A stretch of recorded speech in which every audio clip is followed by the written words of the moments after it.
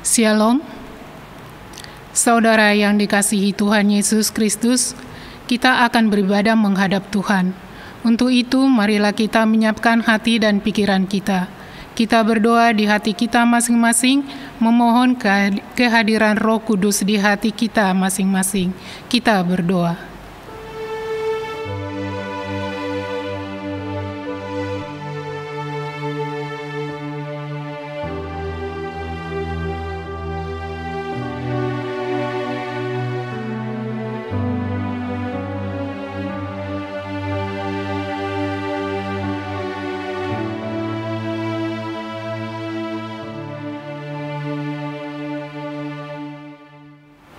Amin. Shalom dan selamat hari Minggu bagi kita semua. Persekutuan dengan Tuhan dalam ibadah Minggu mengingatkan kita akan persekutuan dengan Tuhan kelak di sorga mulia. Ibadah Minggu mengingatkan kita bahwa rumah kita bukanlah di dunia ini, melainkan di rumah Bapa yang kekal. Terima kasih Tuhan, karena melalui ibadah ini Engkau mengingatkan kami akan rumah kami yang sesungguhnya. Dunia ini hanyalah sementara, kelak kami semua akan kembali kepadamu. Minggu kita hari ini kita rayakan dengan topik kenikmatan duniawi adalah kesia-siaan. Firman Tuhan berkata, manusia hidup bukan hanya dari roti saja, tetapi dari setiap firman yang keluar dari mulut Allah. Kesenangan duniawi akan menjadi kesia-siaan jika kita nikmat di luar dari kehendak Allah.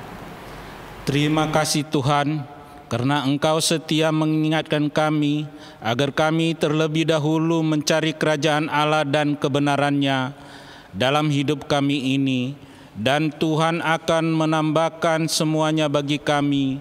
Biarlah ibadah ini semakin membuat kami mengenal tujuan hidup kami yang sesungguhnya. Marilah kita satukan hati untuk mendengarkan panggilan Tuhan bagi kita. Kita bernyanyi.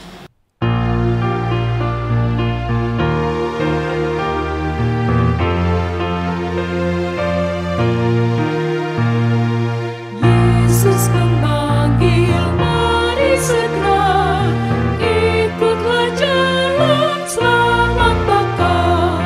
Jangan sesat dengar sabdanya.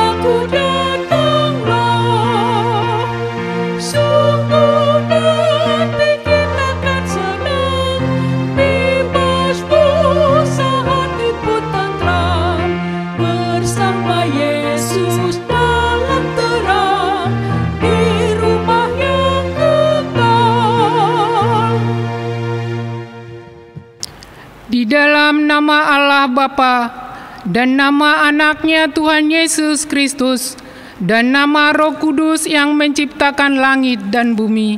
Amin. Siapa gerangan ada padaku di sorga selain Engkau?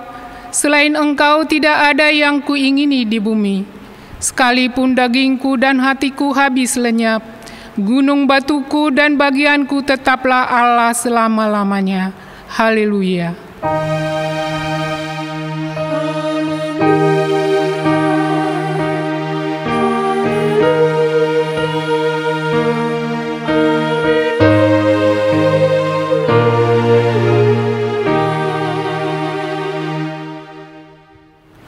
Marilah kita berdoa. Kami bersyukur kepadamu Tuhan, atas segala yang Tuhan berikan dalam hidup ini. Tuhan mengaruniakan kepada kami kesehatan, kesejahteraan dan juga kebersamaan yang indah bersama dengan keluarga dan saudara-saudara kami. Di atas semuanya itu, Tuhan bahkan memberikan kami pengampunan dosa setiap hari, sehingga kami tetap Tuhan layakkan menjadi anak-anak Tuhan dan pewaris kehidupan kelak. Melalui firman-Mu, Tuhan selalu setia mengingatkan kami bahwa tujuan hidup kami bukanlah dunia ini. Dunia ini dan segala kesenangan di dalamnya adalah sementara. Tidak ada yang abadi di sini. Semuanya akan berakhir pada waktunya. Baik itu kesenangan, persahabatan, jabatan, dan juga harta kekayaan. Kami datang ke dunia ini dengan telanjang, dan demikianlah kami akan kembali lagi kepada Tuhan. Hanya perbuatan kami di dunia inilah yang mengiringi langkah kami menghadap Tuhan. Maka kiranya melalui ibadah ini, Tuhan memberikan kami karunia untuk mengenal tujuan hidup kami yang sesungguhnya, agar kami setia mencari kerajaan Allah dan kebenarannya di atas kesenangan duniawi, sehingga tidak ada seorang pun dari antara kami akan hilang dari hadapan Tuhan. Dalam nama anak-Mu Tuhan Yesus Kristus kami berdoa. Amin.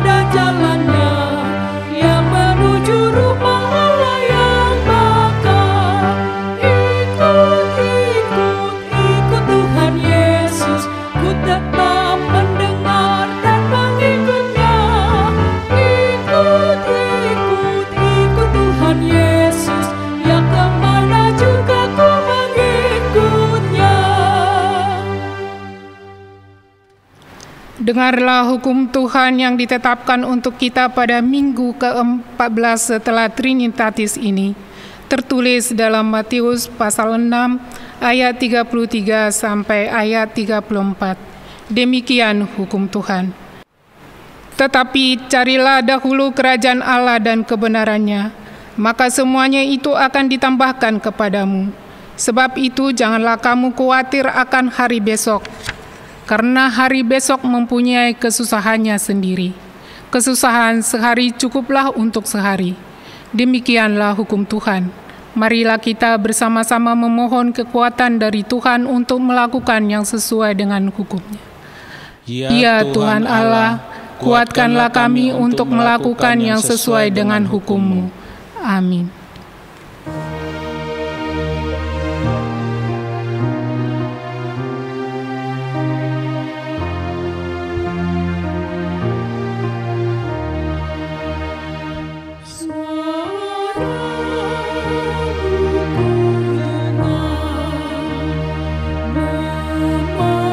Memanggil diriku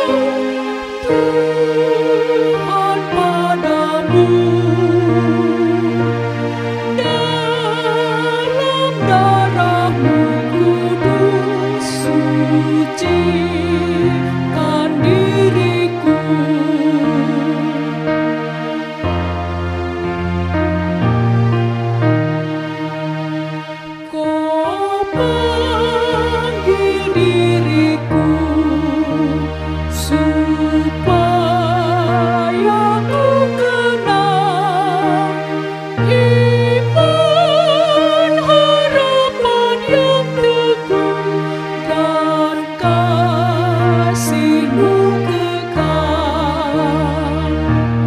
Aku datanglah Tuhan padamu dalam darah-Mu kudus, sucikan diriku. Marilah kita mengaku dosa-dosa kita di hadapan Tuhan. Marilah kita berdoa. Ya Bapa yang penuh kasih, Engkau menciptakan kami dengan tubuh dan roh. Dengan tubuh ini Engkau berikan kepada kami kesempatan untuk menikmati keindahan dan kenikmatan dunia ini. Sedangkan dengan roh kami, Engkau berikan kepada kami kesempatan untuk menikmati keindahan dan kedamaian bersama Tuhan. Namun Tuhan memanggil kami agar kami selalu mendahulukan roh daripada daging, agar keindahan dan kesenangan dunia yang kami nikmati tidak membuat kami melupakan Tuhan. Namun dalam kenyataannya, kami sering kehilangan kendali terhadap tubuh kami sendiri. Roh kami memang penurut, tetapi daging kami terlalu lemah untuk melawan hawa nafsu yang ada dalam diri kami, sehingga tubuh kami yang menguasai hidup kami tanpa dapat kami kendalikan. Mencari Tuhan bukan lagi yang utama. Bahkan tidak jarang kami melakukan yang bertentangan dengan firman Tuhan demi memuaskan keinginan daging ini. Untuk itu kami datang dan memohon kehadapan-Mu ya Tuhan. Ampunilah kami ya Tuhan, anak-anak-Mu yang tidak layak ini. Kami sungguh hina dan kotor di hadapan Tuhan. Kasihanilah kami ya Tuhan, dan sucikanlah hidup kami, agar kami layak di hadapan-Mu dan dapat meneladani Tuhan Yesus, menjalani kehidupan yang kudus. Ya Bapa, kami juga mengaku bahwa sebagai anak-anak Tuhan, kami justru lebih memilih cara-cara duniawi daripada cara-cara kerajaan Allah. Tidak jarang perbuatan-perbuatan daging seperti percabulan, kecemaran, hawa nafsu, penyembahan berhala, sihir, perseteruan, perselisihan, iri hati, amarah, kepentingan diri sendiri, percideraan, roh pemecah, kedengkian, kemabukan, pesta pora, dan sebagainya. Sangat nyata terlihat dalam hidup kami. Kami tidak lagi mengutamakan buah-buah roh seperti kasih, kebaikan, kelemah lembutan, dan kesabaran dalam menyelesaikan permasalahan kami di dunia ini. Akibatnya, kami sering menjadi batu sandungan bagi sesama kami manusia, dan hidup kami jauh dari sukacita dan damai sejahtera. Untuk itu kami memohon di hadapan-Mu ya Tuhan. Ampunilah kami, karena kami gagal meneladani Tuhan Yesus Kristus, mengalahkan pencobaan iblis dalam diri kami. Kami terlalu mengasihani diri kami sendiri, padahal itulah sumber kejatuhan kami. Kuatkanlah kami untuk bisa mengatakan tidak pada keinginan daging ini, agar hidup kami layak di hadapan-Mu Tuhan. Iya Bapa, kami juga mengaku bahwa kami sering lupa akan rumah kami yang kekal, yaitu kerajaan Allah di sorga kelak. Kami justru sering tergoda untuk mendirikan kerajaan kami masing-masing di dunia ini, seperti orang-orang dahulu mendirikan Menara Babel. Kami sibuk membangun karir, mengejar kekuasaan, dan menimbun harta kekayaan dengan cara-cara yang bertentangan dengan kehendak Allah. Kami menjalani hidup hedonis dan konsumtif, sampai kami benar-benar dikuasai oleh keinginan daging kami sendiri. Bahkan tidak jarang kami juga mewariskan cara hidup yang sama kepada anak-anak kami, dengan cara memberikan kepada mereka kemewahan dan kemudahan. Kami tidak lagi menuruti firman Tuhan untuk melatih anak-anak kami untuk hidup sabar, hemat, dan bekerja keras. Mulut kami mengaku bahwa hidup di dunia ini hanyalah sementara, namun sikap hidup kami menunjukkan yang sebaliknya. Untuk itu kami memohon di hadapan-Mu. Kasihani dan ampunilah kami ya Tuhan, anak-anak-Mu yang berdosa ini. Karuniakanlah kami hati sebagai hamba, hati yang mau taat dan setia kepada Tuhan, agar kami menyelaraskan hidup kami kepada-Mu, dan di dalam iman kami setia menantikan kedatangan-Mu. Ya Allah Bapa kami yang di surga, Engkau mengampuni dosa kami orang yang hina dan tercela ini di dalam anak kesayangan-Mu. Kasihanilah kami, orang yang berduka cita yang berdosa ini. Nyatakanlah di dalam hati dan jiwa kami ini akan keampunan segala dosa dan kesalahan kami itu. Karuniakanlah Roh Kudus bagi kami untuk memberi kekuatan, keteguhan dan ketetapan hati supaya iman kami tidak tergoyahkan. Bimbing dan ajarlah kami, ya Tuhan, agar kami benar-benar dan sungguh-sungguh menyerahkan diri, hati dan jiwa kami, kepada-Mu saja sebagai korban yang hidup dan kudus, oleh karena Tuhan Yesus Kristus Tuhan kami. Amin.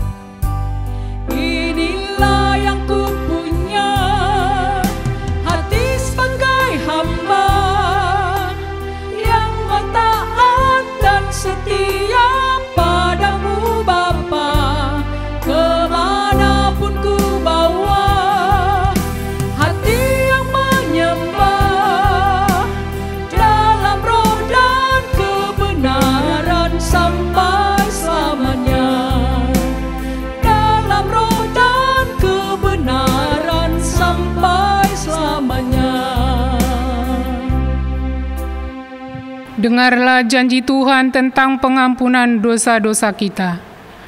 Demi Aku yang hidup, demikianlah firman Tuhan Allah, Aku tidak berkenan kepada kematian orang fasik, melainkan Aku berkenan kepada pertobatan orang fasik itu dari kelakuannya supaya ia hidup. Kemuliaan bagi Allah di tempat yang maha tinggi. Amin.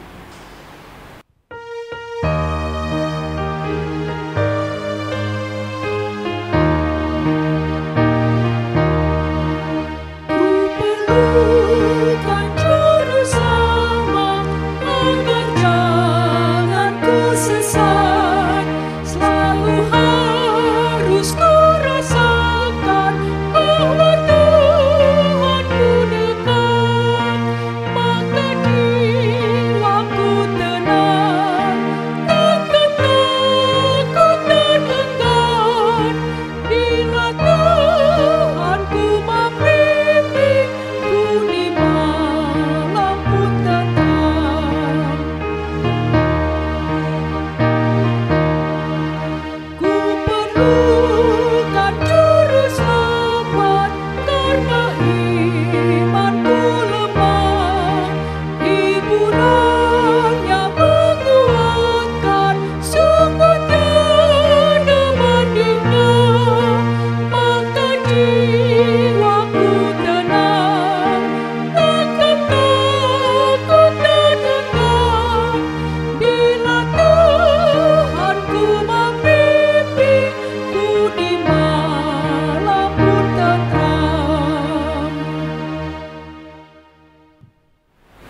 Marilah kita mendengarkan firman Tuhan yang ditetapkan menjadi epistel pada minggu ke-14 setelah Trinitatis hari ini, yang tertulis dalam Galatia pasal 5 ayat 19 sampai ayat ke-21.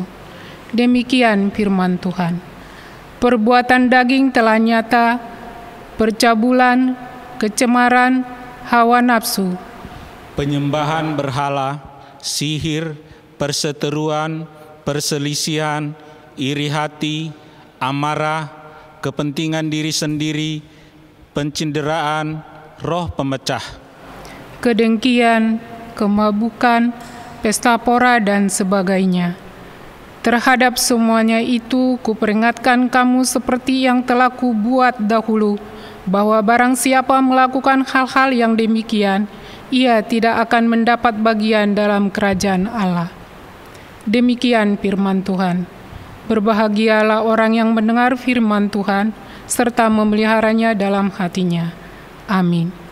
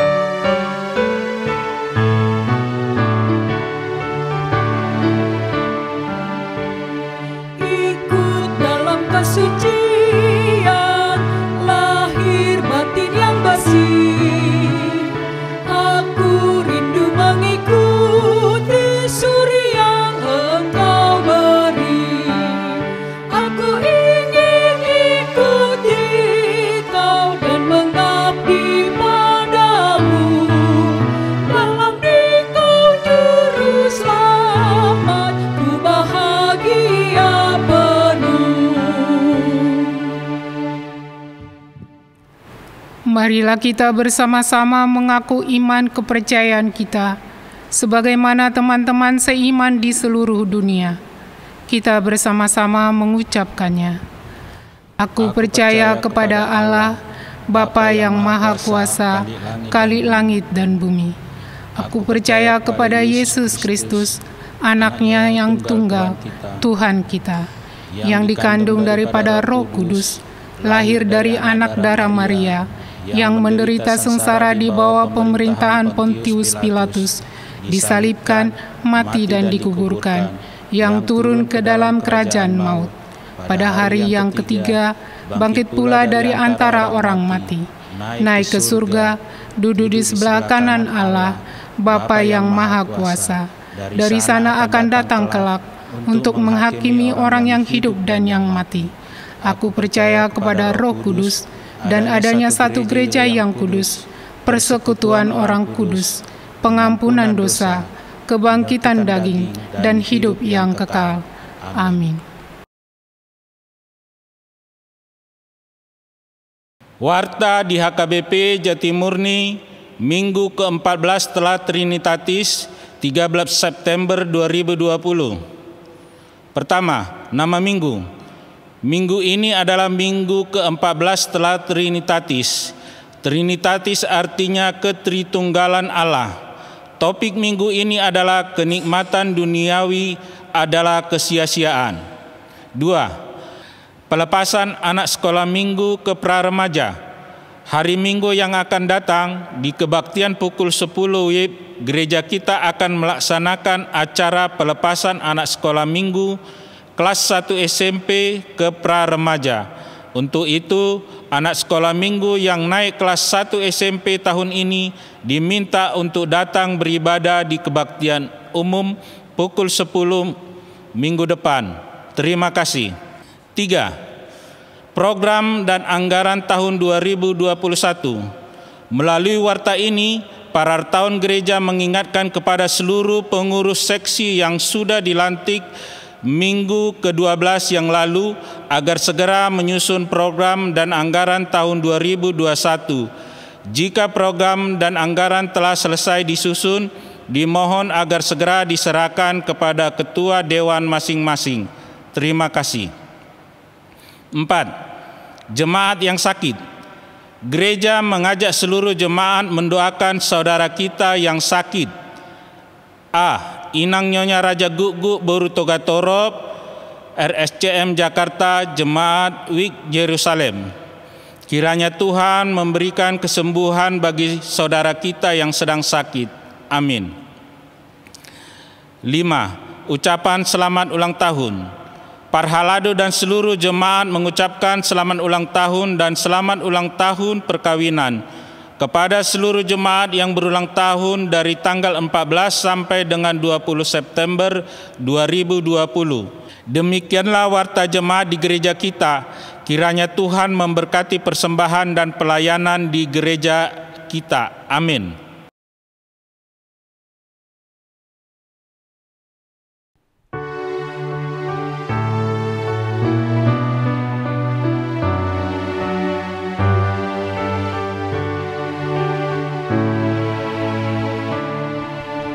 Cari dahulu kerajaan Allah dan juga kebenarannya, maka semua ditambahkan padamu.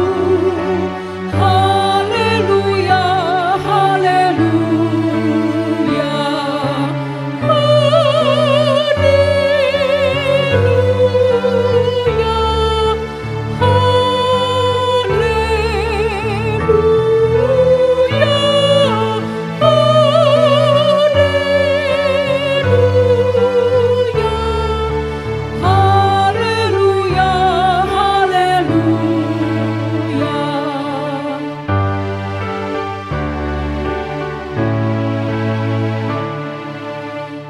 Bukanlah makanan saja yang perlu, jaminan hidup manusia. Firman Allah itu yang paling perlu. Haleluya, haleluya, haleluya, haleluya,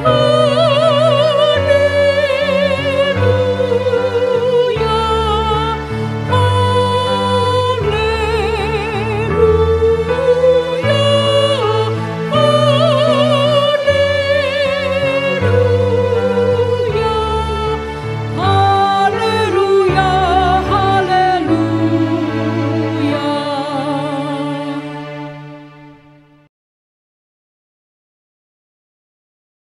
Damai sejahtera Allah yang melampaui segala akal, kiranya itulah yang memberkati hati dan pikiranmu sekalian di dalam Kristus Yesus Tuhan kita. Amin. Shalom Bapak Ibu Saudara-saudara. Pada minggu ke-14 setelah Trinitatis tanggal 13 September 2020, firman Tuhan yang ditetapkan bagi kita diambil dari kitab Pengkhotbah pasal 2 ayat 4 sampai 11. Seperti ini tertulis firman Tuhan di sana. Aku melakukan pekerjaan-pekerjaan besar, mendirikan bagiku rumah-rumah, menanami bagiku kebun-kebun anggur. Aku mengusahakan bagiku kebun-kebun dan tanam taman dan menanaminya dengan rupa-rupa pohon buah-buahan. Aku menggali bagiku kolam-kolam untuk mengakhiri dari situ tanaman pohon-pohon muda. Aku membeli budak-budak laki-laki dan perempuan, dan ada budak-budak yang lahir di rumahku. Aku mempunyai juga banyak sapi dan kambing domba, melebihi siapapun yang pernah hidup di Yerusalem sebelum aku. Aku mengumpulkan bagiku juga perak dan emas, harta benda raja-raja dan daerah-daerah. Aku mencari bagiku biduan-biduan dan biduanita-biduanita, dan yang menyenangkan anak-anak manusia, yakni banyak gundik. Dengan demikian aku menjadi besar, bahkan lebih besar daripada siapapun yang pernah hidup di Yerusalem sebelum aku. Dalam pada itu hikmatku tinggal tetap padaku. Aku tidak merintangi mataku dari apapun yang dikehendakinya, dan aku tidak menawan hatiku dari sukacita apapun. Sebab hatiku bersukacita karena segala jeripayahku, itulah buah segala jeripayahku.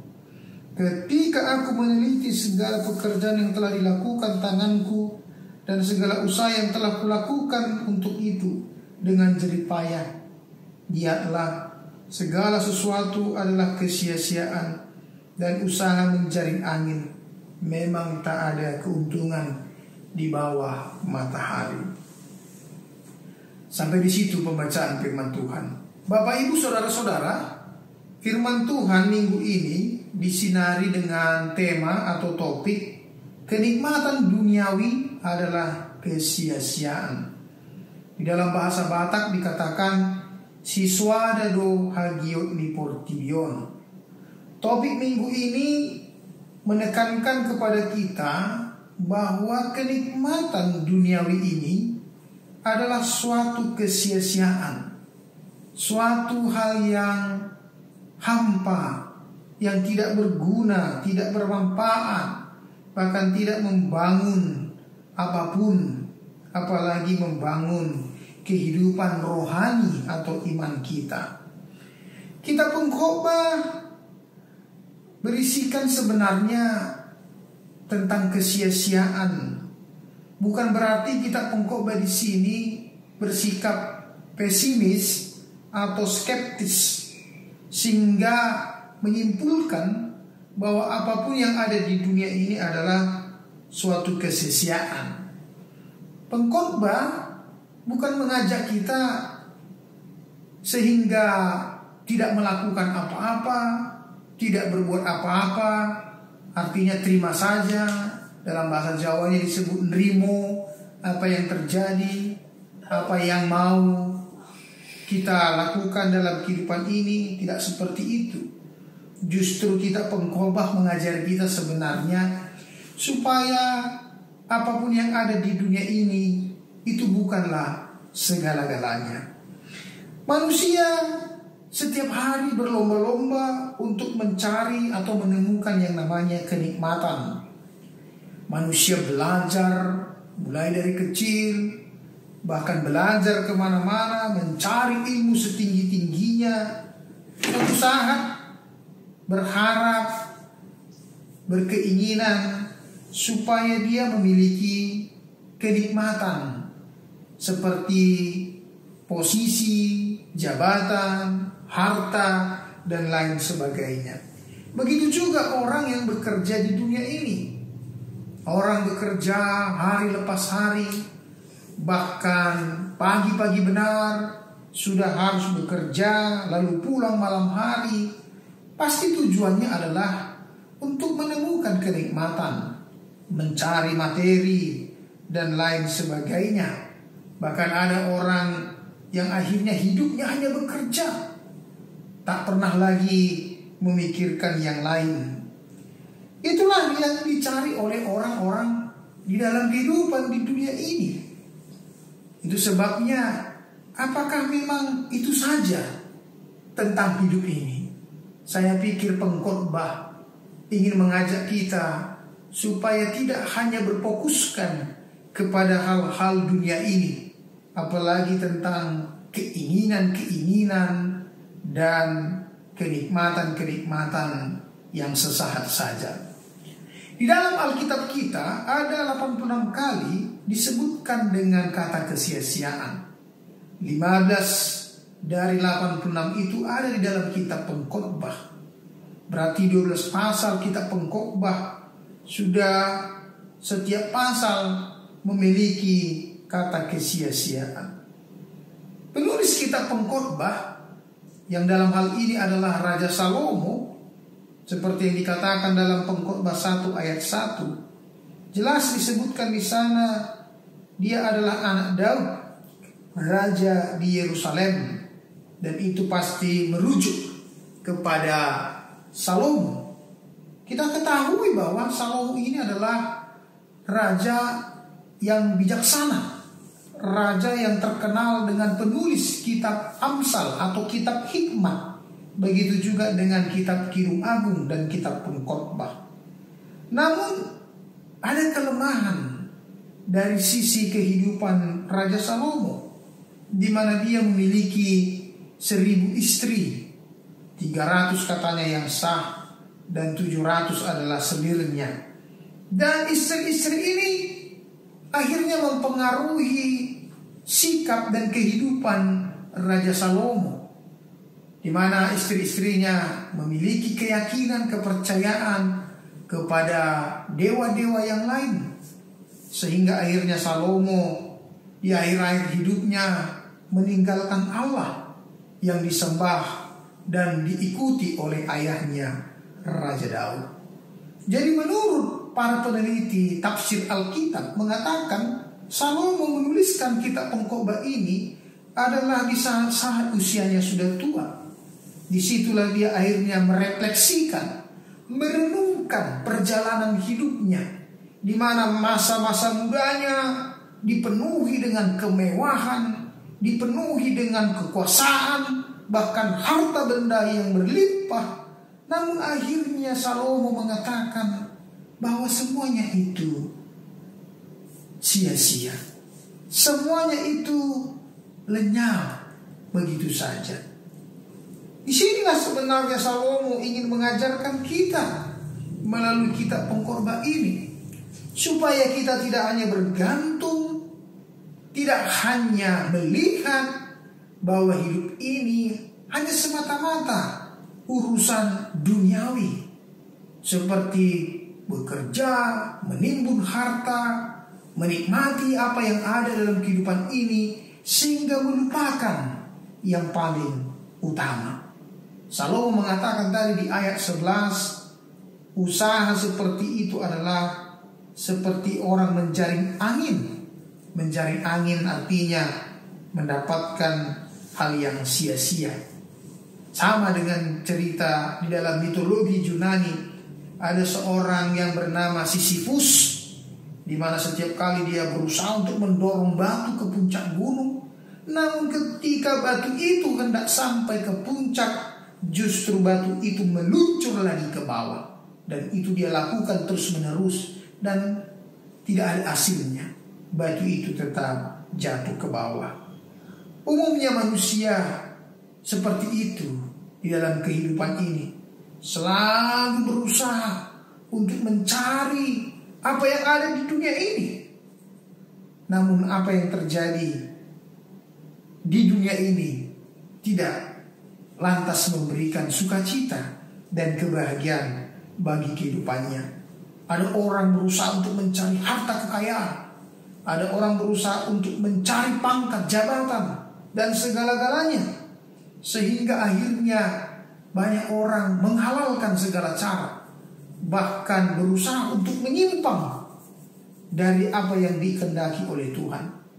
Coba kita lihat apa yang terjadi di tengah-tengah negara kita ini. Hanya demi harta, demi sesuatu, akhirnya banyak orang melakukan korupsi.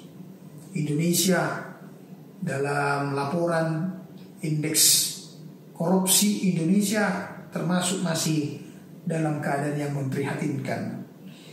Bapak Ibu saudara-saudara, jiwa-jiwa hedonisme, konsumerisme, materialisme ini sekarang menjadi gaya hidup, sehingga orang ingin memiliki ketiga hal itu.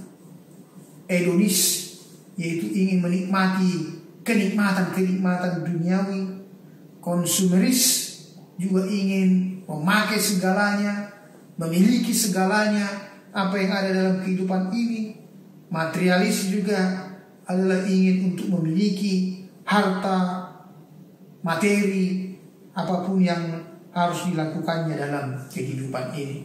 Sedangkan kita tahu ketika dia memiliki itu, apakah dia sudah menemukan arti hidup yang sesungguhnya? Ada banyak cerita, ilustrasi. Ada 3 keluarga, yang satu tidak punya kendaraan, lalu yang satu lagi hanya punya kendaraan motor, Tapi yang ketiga, kendaraan mobil. Suatu kali ketika di jalan raya, si yang tidak punya kendaraan berjalan kaki namun bergandengan tangan, suami istri. Lalu ketika datang hujan, mereka akhirnya berpayung bersama-sama. Lalu ketika ada suami istri juga yang naik motor, lalu yang berpayung tadi yang berjalan kaki mengatakan, alangkah enaknya kalau seandainya kita punya motor, kita bisa berjalan cepat dengan berkendaraan. Lalu tiba-tiba ada lagi suami istri yang naik mobil, tidak kena hujan, tidak kena matahari. Si punya motor mengatakan, alangkah indahnya, bahagianya kalau kita punya mobil, kita bisa di dalam mobil itu dengan enak dan bahagia. Tapi ternyata yang di dalam mobil juga berpikir sama ketika melihat suami istri yang berjalan kaki dengan hanya berpayung. Dia mengatakan, alangkah indahnya, mesranya orang yang berdua itu, karena di dalam orang yang naik mobil itu tidak ada kebersamaan, tidak ada sikap saling menyayangi satu yang lain walaupun dia memiliki harta. Itulah kejadian dalam kehidupan kita ini. Terkadang kita melihat orang lain, kita merasa iri, dengki, tapi ternyata orang lain itu juga iri kepada kita walaupun kita sebenarnya tidak mempunyai apa-apa. Tapi mereka melihat dari sisi yang lain. Ketika kita tidak punya apa-apa, tapi kita bisa sukacita, kita bisa bahagia di dalam kehidupan kita ini. Oleh karena itulah Bapak Ibu, jangan kita mencari kehidupan yang hampa dan kosong. Yesus Kristus pernah mengingatkan, janganlah kamu mengumpulkan harta di bumi ngengat dan karat merusakkannya, dan pencuri membongkar serta mencurinya. Matius 6 ayat 19. Bahkan Yesus juga menegaskan tentang cerita orang kaya yang bodoh di Lukas 12, di mana orang kaya ini berpikir bagaimana suatu ketika dia merombak lumbung-lumbungnya, lalu mendirikan lumbung yang lebih besar supaya dia menyimpan segalanya ke sana, gandum dan barang-barang yang lain. Namun apa kata firman kepada orang bodoh itu? Hai engkau orang bodoh, pada malam ini juga jiwamu akan diambil daripada. Jadi banyak orang punya rencana, punya plan A, plan B, plan C, tapi ketika ada seruan dari surga mengatakan, hari ini aku akan mengambil jiwamu, maka satu pun rencana-rencana itu buyar dan tidak terjadi lagi dalam kehidupan kita. Oleh karena itu mari kita belajar dari kitab Pengkhotbah ini. Ketika banyak orang bermimpi, berkeinginan, dia menggali lubang untuk kolam, mempunyai pembantu-pembantu, hamba-hamba, menanam banyak pohon tanaman, tapi ternyata hidupnya hanya sesaat saja. Oleh karena itulah Bapak Ibu, Pengkhotbah di sini sebenarnya mengatakan semua yang ada dalam kehidupan ini tidak akan menjadi sia-sia kalau kita melakukannya untuk Tuhan dan kita berbuat karena Tuhan. Jadi setiap yang kita kerjakan dan setiap yang kita perbuat untuk siapa-siapa adalah, apalagi adalah untuk Tuhan, itu adalah kehidupan yang sesungguhnya. Yang kedua, kitab Pengkhotbah ingin mengajarkan kita, Bapak Ibu Saudara-saudara, ingatlah hidup ini sebenarnya terbatas. Hidup ini hanya sebentar. Maka alangkah indahnya kalau yang sebentar ini kita jadikan hidup kita bermakna, bermanfaat, berarti. Terlebih berarti juga bagi orang lain, bagi dunia ini. Paulus pernah mengatakan, segala sesuatu diperbolehkan, tetapi segala sesuatu belum tentu berguna. Segala sesuatu diperbolehkan, tapi segala sesuatu belum tentu membangun. Jadi carilah kehidupan yang berguna, bermanfaat, bermakna, dan juga bisa membangun kehidupan rohani kita, kehidupan iman kita. Jadi jangan kita hanya dikuasai oleh keinginan-keinginan daging, seperti yang dikatakan di dalam epistel tadi, percabulan, kecemaran, hawa nafsu, penyembahan berhala, sihir, iri hati, dan yang lain-lain. Itu adalah orang-orang yang mencari kehidupan yang kosong dan hampa. Yang terakhir, hidup ini bukan tentang hanya saya, tentang Bapak Ibu, atau tentang pribadi kita, tapi hidup kita ini adalah untuk orang lain dan terutama untuk Tuhan. Jadi kita diciptakan Tuhan adalah untuk seseorang, kita diciptakan Tuhan adalah untuk juga orang lain, dan kita juga diciptakan Tuhan adalah bagaimana kita melakukannya demi Tuhan.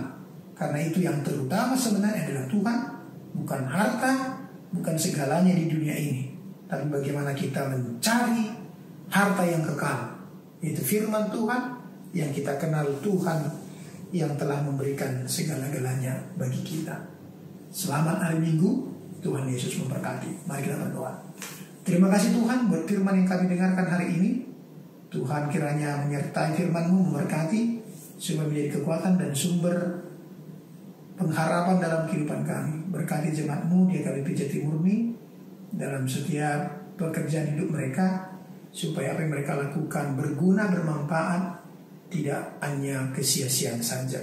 Kami juga berdoa buat masa-masa pandemi ini, kuatkan kami Tuhan untuk menjalaninya, supaya kami mampu dan bisa tetap sehat dan melakukan tugas-tugas yang mulia yang berarti bagi kehidupan ini.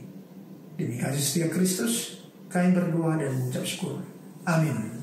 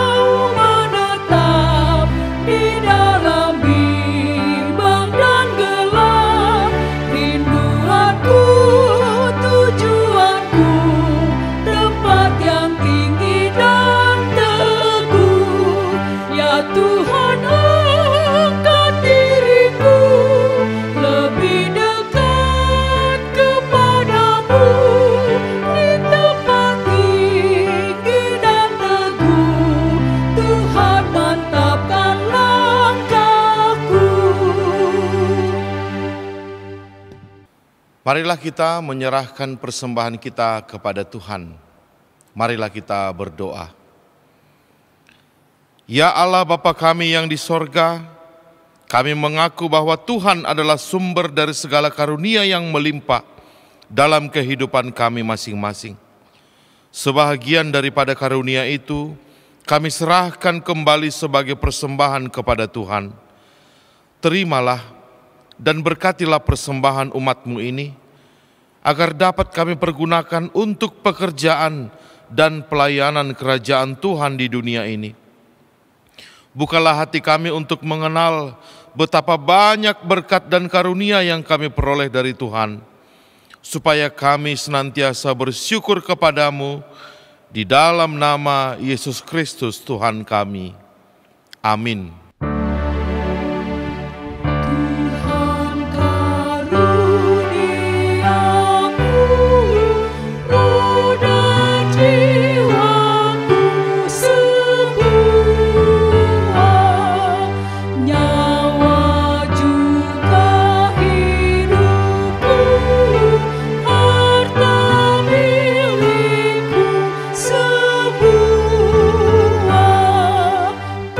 So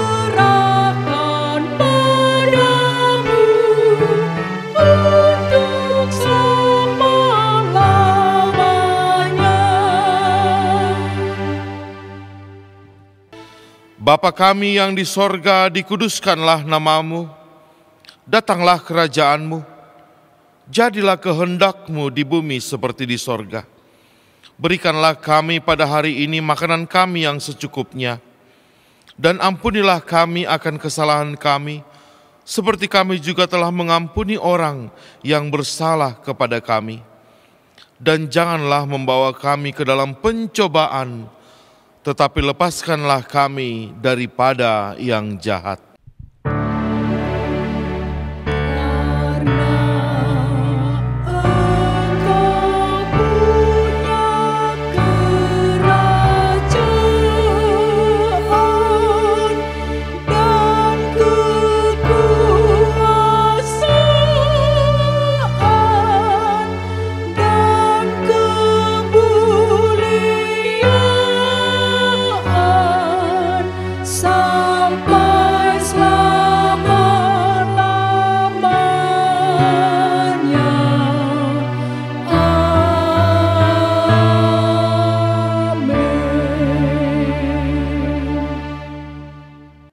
Tuhan memberkati engkau dan melindungi engkau.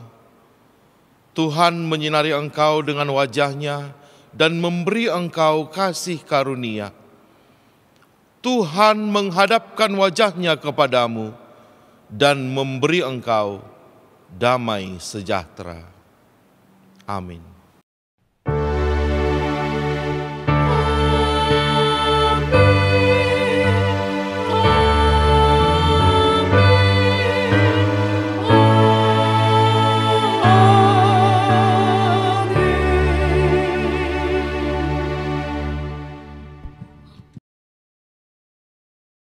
Shalom, selamat hari Minggu bagi kita semua.